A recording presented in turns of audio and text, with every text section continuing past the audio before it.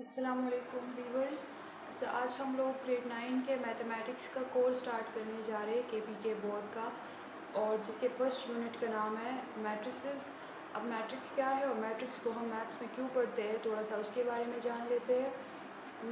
Maths में असल में हम बहुत सारे सिमल्टेनियस इक्वेशंस को सॉल्व करते हैं, यानी सिस्टम ऑफ लीनियर इक्वेशंस को सॉल्व करते हैं। तो ऐसे इक्वेशंस को ईज़िली सॉल्व करने के लिए जो मेथड यूज़ किया जाता है, दिस इज़ मैट्रिसेस।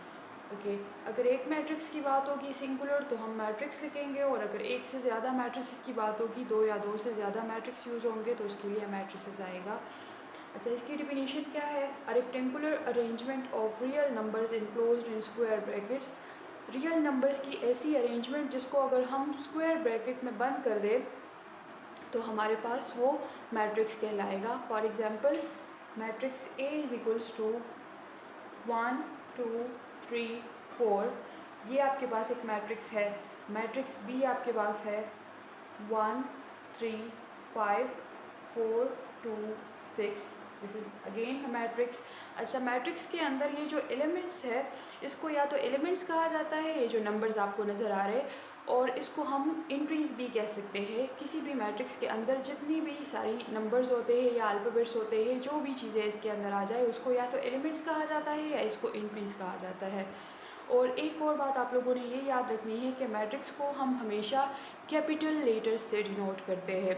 अच्छा, अगर मैट्रिक्स पे आप लोग ध्यान दें ना यहाँ पे, तो आप लोगों को इसकी अरेंजमेंट ऐसी नज़र आएगी कि इसमें कुछ हॉरिजॉन्टल और वर्टिकल लाइंस आप लोगों को नज़र आएंगे। ये इसमें एक हॉरिजॉन्टल लाइन है, ये इसमें दूसरा हॉरिजॉन्टल लाइन है। इसी तरह अगर 1 3 को हम लोग देख लें तो आप लोगों को वर्टिकल लाइंस भी नज़र आ रही है। अब इस हॉरिजॉन्टल लाइंस को क्या कहा जाता है और इस वर्टिकल लाइंस को क्या कहा जाता है? ये असल में ये हमारे पास ये जो हॉरिजॉन्टल लाइंस होती है ना, इसको हम कहते हैं रो। रो आपके पास क्या है? किसी भी मैट्रिक्स के अंदर जितनी भी हॉरिजॉन्टल लाइंस होगी नंबर्स की या एलिमेंट्स की, उसको हम कहेंगे रो। यानी यहाँ पे हमारे पास कितने रो है? दो कतारें है ना, दो हमारे पास हॉरिजॉन्टल लाइंस है। तो इट मीन्स के यहाँ पे इस मैट्रिक्स में मेरे पास कितने रो है? दो रो आ रहे हैं। इसी तरह हमारे पास ये जो वर्टिकल लाइंस होगी, वर्टिकल लाइंस जो है इसको हम कहते हैं कॉलम। यानी किसी भी मैट्रिक्स के अंदर अगर एलिमेंट्स वर्टिकली अरेंज हो तो उसको हम कहेंगे कॉलम्स, और अगर वो हॉरिजॉन्टली अरेंज हो तो उसको हम कहते हैं रोज़। यहाँ पे इस मैट्रिक्स में आपके पास क्या है? दो ही हमारे पास कॉलम्स है, वर्टिकल लाइंस है, तो इसको हम कहते हैं कॉलम्स। और आपके पास दो ही आपके पास हॉरिजॉन्टल लाइंस है, इट मीन्स के इस मैट्रिक्स में आपके पास दो रोज़ है। इसी तरह आप लोग इस दूसरे मैट्रिक्स को देख लें, इसमें आप लोग रोज़ और कॉलम्स को फाइंड आउट कर ले। यहाँ पे हमारे पास इसके अंदर कितने वर्टिकल लाइंस आ रहे? 1 2 3। इट मीन्स के यहाँ पे हमारे पास जो कॉलम्स है वो कितने हैं?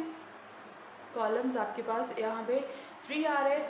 और आपके पास अगर हम रोज़ की बात कर ले तो 1 और 2, दो वर्टिकल हॉरिजॉन्टल लाइंस है, तो इट मीन्स कि हमारे पास यहाँ पे जो रोज़ है वो दो बन रहे हैं। तो अब इसके बाद हम लोग मैट्रिक्स का ऑर्डर डिस्कस करेंगे। Order of matrix. अब ऑर्डर ऑफ मैट्रिक्स बेसिकली क्या होता है कि अगर हमें कोई मैट्रिक्स दिया हुआ है, सपोज़ यहाँ पे जो हमारे पास मैट्रिक्स ए है, ये हमें दिया हुआ है, इसमें हम लोगों ने देखना है कि हमारे पास रोज़ कितने हैं और हमारे पास नंबर ऑफ़ कॉलम्स कितने हैं। अगर हम इसमें चेक कर लेना तो हमारे पास सबसे पहले हम रोज़ को चेक करते हैं। दिस इज़ R1 मीन्स के रो 1 एंड दिस इज़ R2, दो रोज़ है ना यहाँ पे। अब अगर हम कॉलम्स की बात कर लेना, दिस इज़ C1 मीन्स के column 1 and this is C2 मतलब के कॉलम 2 एंड कॉलम 3। यहाँ पे रोज़ तो हमारे पास दो थे और कॉलम्स हमारे पास तीन थे। अब इस रोज़ और कॉलम्स का मतलब क्या है? आपके पास जो सपोज़ नंबर ऑफ़ रोज़ जो है इसको मैं m से रिप्रेजेंट कर रही हूँ। m मतलब कि जितने हमारे पास रोज़ है। अब रोज़ कितने थे? दो थे मेरे पास, और कॉलम्स को मैं रिप्रेजेंट कर रही हूँ स्मॉल n से। अब n हमारे पास यहाँ पे कितने आ रहा है? इनकी वैल्यू मतलब जितने आपके पास कॉलम्स होंगे इस मैट्रिक्स में 1 2 3, 3 कॉलम्स थे, मतलब कि n की वैल्यू हमारे पास 3 आ रही है। तो इस मैट्रिक्स का जो ऑर्डर होगा वो आपके पास क्या आएगा? किसी भी मैट्रिक्स के ऑर्डर को हम m क्रॉस n से रिप्रेजेंट करते हैं। m क्रॉस n का मतलब है कि इसमें कितने नंबर ऑफ़ रोज़ है और कितने नंबर ऑफ़ कॉलम्स है। और लेकिन इस बाय का मतलब है कि ये मल्टीप्लिकेशन नहीं है, इसको आप लोगों ने मल्टीप्लाई नहीं करना, बल्कि इसको पढ़ना भी ऐसे है m क्रॉस n और m बाय n, यानी नंबर ऑफ़ रोज़ और नंबर ऑफ़ कॉलम्स। यहाँ पे इस मैट्रिक्स की अगर हम बात कर लें तो ए में हमारे पास रोज़ कितने थे, 2 थे, और कॉलम्स यहाँ पे 3 थे। तो इट मीन्स के मेरे पास जो इस मैट्रिक्स का ऑर्डर आ रहा है वो आपके पास क्या आ रहा है, 2 क्रॉस 3। यानी तो आप लोगों ने ये भी बात याद रखनी है कि हमारे पास रोज़ वाला जो होगा वो पहले आएगा और उसके बाद कॉलम वाला आएगा, यानी m क्रॉस n। इस अरेंजमेंट से हम किसी भी मैट्रिक्स का ऑर्डर लिखते हैं। तो यहाँ पे हमारे पास जो मैट्रिक्स A का ऑर्डर है विच इज़ 2 बाई 3 और 2 क्रॉस 3, यानी 2 रो और 3 कॉलम्स।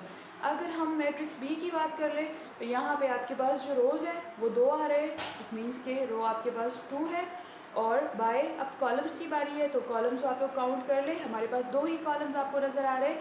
तो इट मीन्स के यहाँ पे कॉलम भी 2 है, तो दिस इज़ 2 क्रॉस 2 और 2 बाई 2 इस मैट्रिक्स का ऑर्डर है।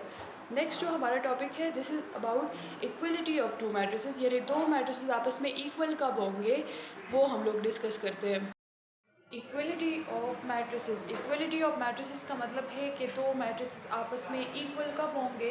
2 मैट्रिसेस तब आपस में इक्वल होंगे जब वो इन 2 प्रॉपर्टीज़ को सेटिस्फाई करेंगे। अब वो 2 प्रॉपर्टीज़ आपके पास क्या है, फर्स्ट आपके पास है कि इन दोनों मैट्रिसेस का ऑर्डर सेम होना चाहिए, यानी जिन 2 मैट्रिसेस को हम आपस में कंपेयर कर रहे हैं इन दोनों का ऑर्डर सेम होना चाहिए। मतलब कि अगर एक 2 क्रॉस 2 है तो दूसरा भी 2 क्रॉस 2 होना चाहिए, अगर एक 2 क्रॉस 3 है तो दूसरा भी 2 बाई 3 या 2 क्रॉस 3 होना चाहिए। तो सबसे पहले हम लोगों ने अगर 2 मैट्रिसेस को हम इसकी इक्वलिटी चेक कर रहे हैं तो सबसे पहले हमने उसका ऑर्डर चेक करना है कि उसका ऑर्डर सेम होना चाहिए। अगर वो उसका ऑर्डर सेम ना हो तो बस हम वहीं पे ही बता देंगे कि ये मैट्रिसेस आपस में इक्वल नहीं हो सकते। अच्छा, अगर ये इस प्रॉपर्टी को सेटिस्फाई कर ले, सपोज 2 मैट्रिसेस ऐसे आ जाए कि उसके ऑर्डर सेम हो आपके पास, तो फिर हम लोगों ने दूसरा कौन सी प्रॉपर्टी दूसरी को देखना है कि वो हमारे पास उसके करस्पॉन्डिंग एलिमेंट्स जो है, यानी उसके आमने सामने जो एलिमेंट्स है 2 मैट्रिसेस के वो आपस में सेम होने चाहिए, यानी इक्वल होने चाहिए। यहाँ पे देख ले, अगर हम A और B को कंपेयर कर लेना तो फर्स्ट एलिमेंट यहाँ पे जो बन रहा है आ रहा है हमारे पास वो 1 है।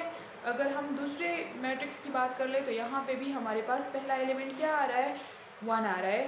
तो इट मीन्स कि हमारे पास ये दो जो आपस में करस्पॉन्डिंग एलिमेंट्स थे ये दोनों इक्वल थे। इसी तरह यहाँ पे मेरे पास 4 है, यहाँ पे मेरे पास 12 बाई 3 दिया हुआ है, जिससे हमारे पास ऑलरेडी 4 आ रहा है। तो इट मीन्स के दूसरा एलिमेंट भी मेरे पास सेम आ रहा है, इक्वल आ रहा है। इसी तरह थर्ड वन को अगर हम लोग चेक कर लें तो 3 है, और यहाँ पे हमारे पास इसी 3 को स्प्लिट किया हुआ है 2 + 1, तो हमारे पास ये दोनों भी इक्वल बन रहे हैं, और 4 तो ऑलरेडी इक्वल है ही। तो इट मीन्स के हमारे पास A और B जो है ये दोनों आपस में इक्वल मैट्रिसेस है। एक तो इन दोनों का ऑर्डर सेम है, यानी यहाँ पे भी 2 रो और 2 कॉलम्स है, 2 क्रॉस 2 मैट्रिक्स है, और ये दूसरा भी आपके पास 2 क्रॉस 2 मैट्रिक्स है। फर्स्ट प्रॉपर्टी सेटिस्फाई हो गई। सेकंड भी हम लोगों ने चेक कर लिया कि इसके जो आमने सामने एलिमेंट्स हैं वो सारे आपस में इक्वल आ रहे, तो हमारे पास 2 मैट्रिसेस इक्वल तब होंगे जब वो इन दोनों प्रॉपर्टीज़ को सेटिस्फाई करेंगे।